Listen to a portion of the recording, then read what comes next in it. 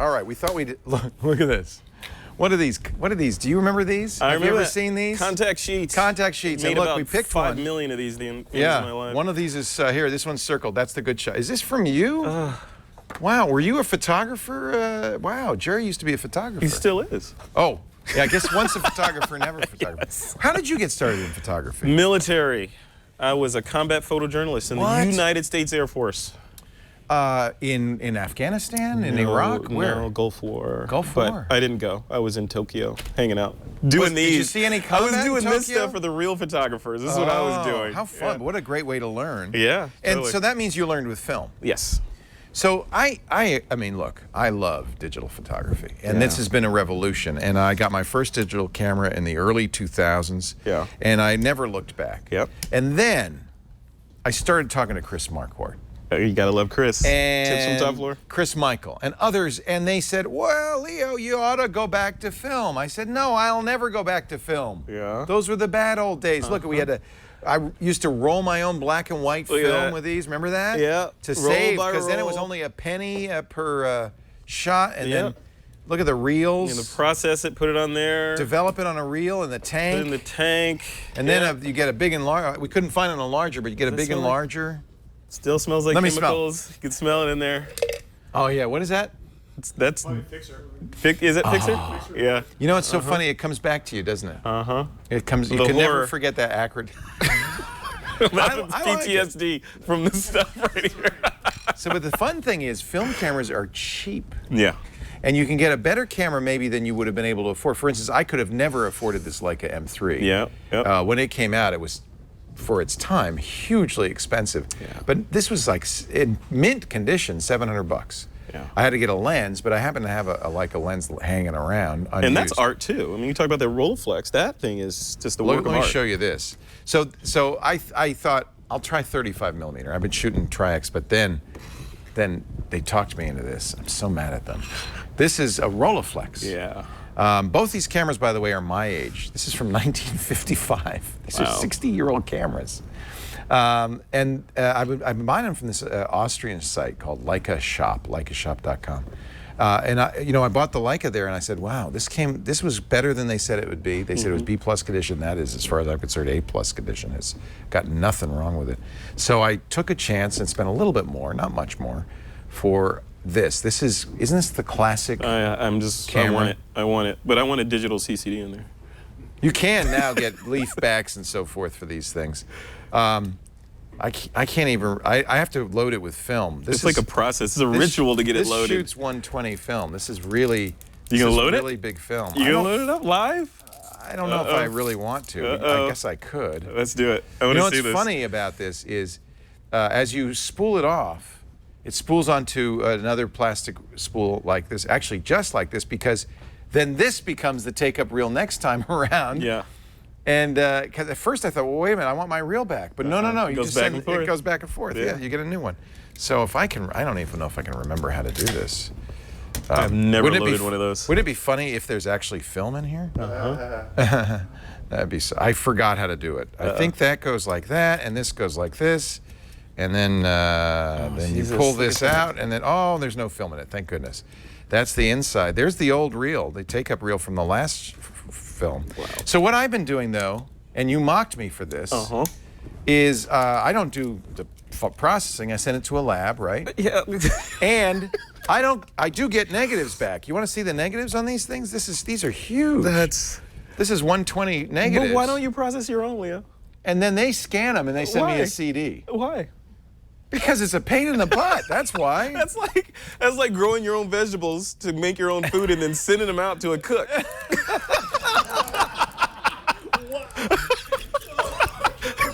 Yeah, you're right. It's exactly what he's laughing. He's mocking me. Part of it is kind of a fetishistic love of how these cameras were made, because this is all brass. Yeah. I mean, they don't make cameras like this anymore. No, they don't. And it's kind of fun to shoot it. The other thing is the discipline of knowing that each shot's a buck. Yeah. And you know what? You want a chimp, you want to look at the back, the LCD, sorry, you won't see this picture for a couple of weeks. Right. So you have to be really good. You had to be good. Well, I don't know if you have to be good. Well, if you're gonna get a shot, you gotta have be to be good. good. Yeah. You have to be good, exactly. And there is a certain amount of history and lore in this. All right, so there's no spray and pray with these cameras. Spray and pray. No, you don't, and you don't get 2 terabytes of shots to save. You'll be lucky if you get, this is 12 shots on this thing. Yeah.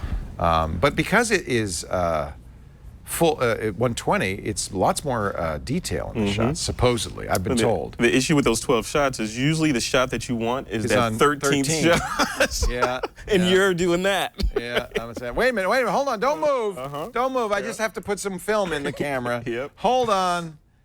There are people watching, Kara, you're probably one of them, who go, what is that? What is he doing? What I'm doing is ruining this roll of film. Yeah. Okay. Live. There you go, live. So this, I don't even remember how this goes. This goes. You're brave.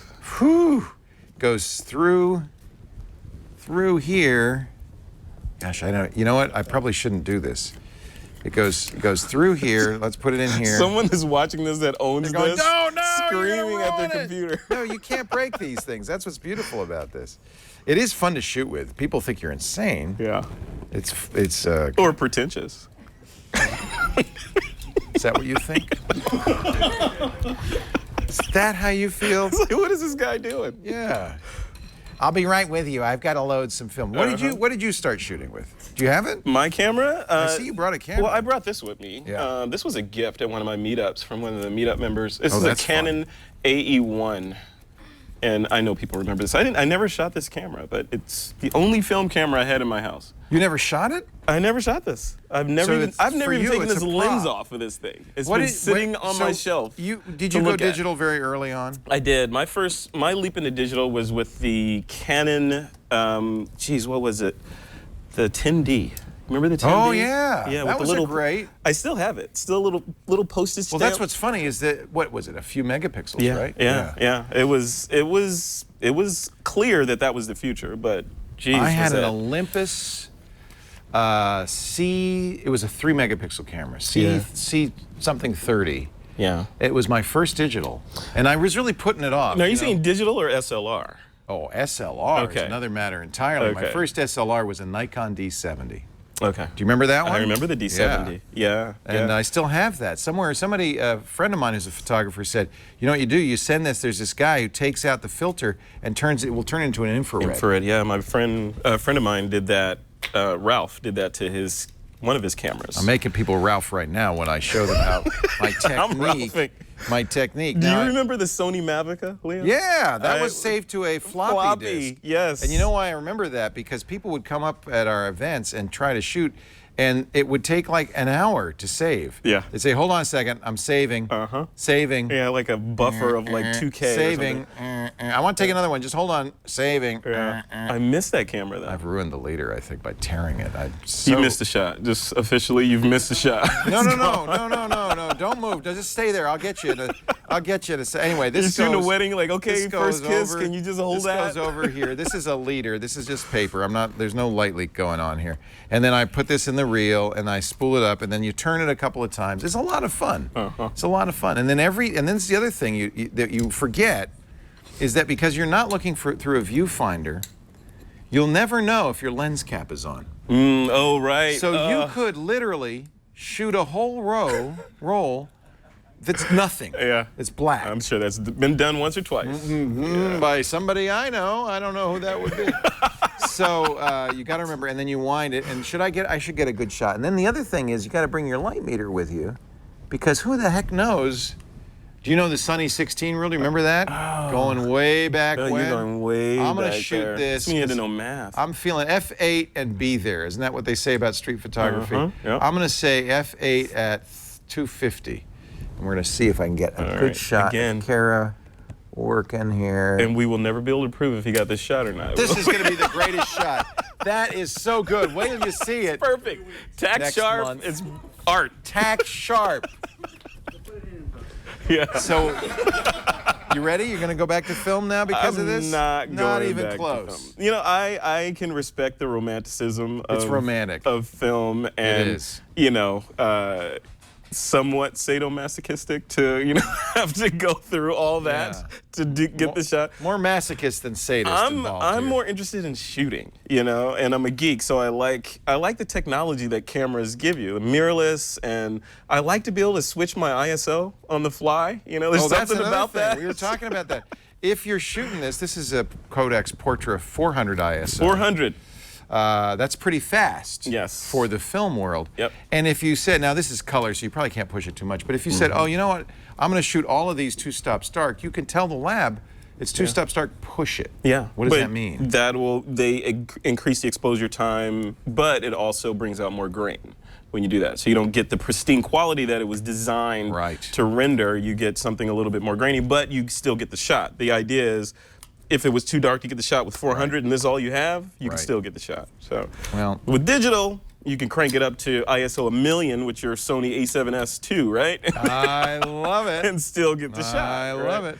All right, so you ready here? Should we? I think I got it. I think I got it spooled in. I'll just show you so you believe me. We close that there. We push that button here. We close this here. We close this lock here, and then it's like the Hellraiser box. You're gonna open the gates of hell when this is the best part. When you crank it, It's, if I did it right, it'll catch. And then you go back half a thing and you put this down. You ready? All right, I'm going to shoot you. All right, here we go. I mean, I'm sorry, I'm going to make a picture. You know, I have a photographer friend who says you never say you're going to shoot somebody. Oh, I want a shot with that, with the Leica. How about that? With the Leica? Yeah, oh, this will be good. On. Now, this one is a little hard. Okay, because you're focusing even though it's about 8 feet away from your eyes. And if I move that way, it's Don't go that way, because I have to go this way. Oh, my God, that's a great shot. Too bad it's not, I locked it, I think. Let's try it again here. All right, the first shot. Yeah, you see, that's the problem is there we go. You hear that? I heard it. Let's do another one. So now I got to do this again. Bracket. How many frames per second does that shoot? I'm just asking. It's more like seconds per frame, my friend. Much more like seconds per frame. Frames or per maybe day. Minutes per frame. I am gonna bracket this. We're gonna do F8. We're gonna do this maybe a little bit faster here. Kind of 250. How about that? F8. Your model's getting paid by the hour. What? Hello, model. No, that's a good laugh. There, I got a shot. Awesome. We never know. It could be good. It could be bad. And that's the excitement of shooting film, right? Yeah. You have to think about it, and every one costs $1. Yeah. I just spent $4. Yeah. And about $400 of your time. But look how big. See, this is what's cool about this. You shoot in the medium format. You're getting a lot of information in that picture. The detail is incredible. These are nice, Jerry. You're a good photographer. I like this. But how many, Leo, how many film shots are out there like this that are trapped that we will never see? Well, that's why I don't actually print them. I get them digitized and upload them to Google. So we'll all see them. Yeah. This is another thing that I don't do, but John does. He's also a longtime film photographer. This is his old log. Wow. Remember this? See, so when that's the real deal. And this is what you should do when you take a shot. You should write down where, the time, the exposure number, and most importantly, the exposure information, the shutter speed and the aperture. And then that way, when you develop and print it, you'll know what to do. This is EXIF data. This is EXIF data that Google doesn't read. Never gets Don't lost. put this on Pogo Plug or whatever. I have to say though, there is something about this, the physicality of it. Yeah.